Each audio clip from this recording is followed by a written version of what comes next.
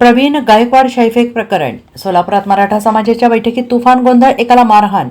संभाजी ब्रिगेडचे प्रदेश अध्यक्ष प्रवीण गायकवाड यांना रविवारी 13 जुलै रोजी अक्कलकोट येथे काळ फासण्यात आल्याची घटना घडली होती.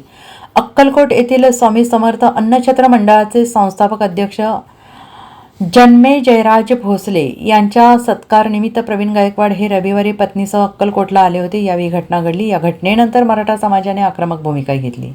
जशास तसं उत्तर देणार असल्याचा इशारा देखील दिला आहे. दरम्यान आज सोलापूरच्या शासकीय विश्रामगृह येथे प्रवीण गायकवाड यांच्यावर झालेल्या शाईफेक प्रकरणात भूमिका ठरवण्यासाठी मराठा समाजाची बैठक आयोजित करण्यात आली होती. जिल्हाभरातून मराठा समन्वयक या बैठकीला आले आहेत. मात्र या बैठकीत तुफान गोंधळ झाल्याचं पाहायला मिळतंय.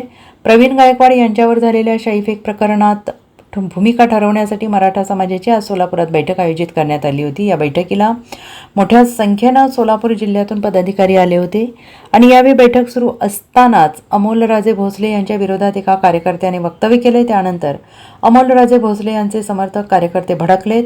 तसेच विरोधात बोलणाऱ्याला मारहाण देखील केली आहे. या बैठकीत सगळेजण आपले विचार व्यक्त करत होते. यावेळी एका तरुणाने अक्कलकोट स्वामी समर्थ अन्नछत्र मंडळाचे प्रमुख अमोलराजे भोसले यांच्यावर टीका केली आणि म्हणून एका तरुणाला मारहाण केली. यामुळे बैठकीच्या ठिकाणी मोठा गोंधळ उडाल्याचं पाहायला मिळतंय. काय झालं माहीत आहे,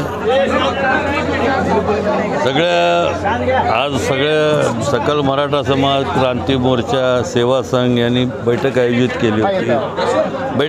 केली होती. प्रवीण दादावर जे भ्याड हल्ला झाला त्या निषेधार्थ आणि पुढची रूपरेषा ठरवण्यासाठी एक सर्व काही सुरळीत चालू होतं.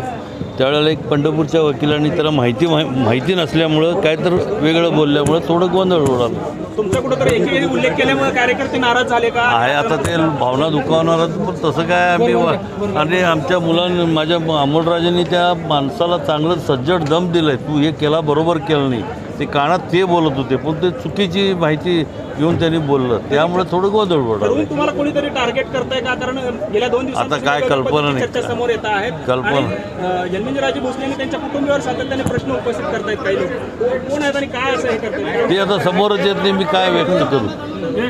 मी ते समोर व्यक्ती दिसली तर मला बोलता येईल त्याबद्दल. तरी तुमचा अवमान करण्याचा हा एकंदरीत प्रकार झाला का? आता स्वामी महाराजच्या ह्याच्याने परत मी संघर्षातूनच माझं सगळं अन्नछत्राचा जन्म झालेला आहे. काय तसं काय वाटत नाही. हे एक मिनिट, मीडियाच्या बांधवांना विनंती आहे. हे गैरसमज झाला होता, आता तो गैरसमज क्लिअर झाला आहे. संभाजी ब्रिगेडच्या कार्यकर्त्यांचं म्हणणं होतं की तुमच्या तिथे गुन्हा झालेला आहे, त्यामुळे तुम्ही दखल घ्यायला पाहिजे होती, पण महाराजांनी पूर्ण ताकदीने दखल घेतलेली आहे.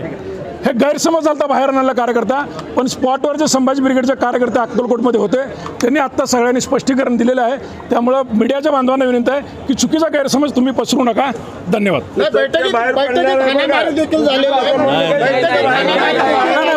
ऐका एक मिनिट, आमचं म्हणणं काय, हे एवढे लोक आलेत कुठलं अक्कलकोटवरून, आमचे एक बोटावर मोजणे इतके लोक असतील, त्यांची भूमिका ऐकून घ्यायची का आपलीच भूमिका मांडायची? त्यामुळे हा गोंधळ झालेला आहे.